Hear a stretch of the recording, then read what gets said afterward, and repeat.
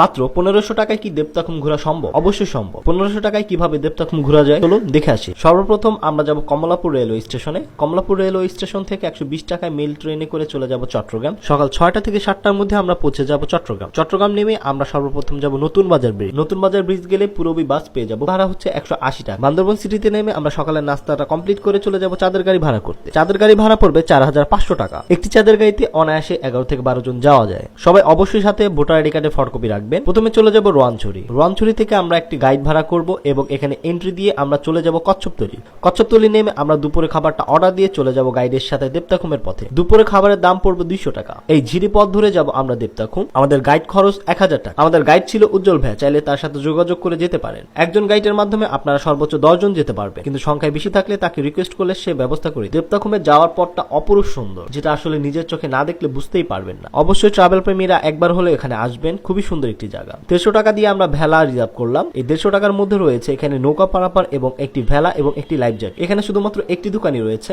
এখানে নানা রকমের খাবার পাবেন।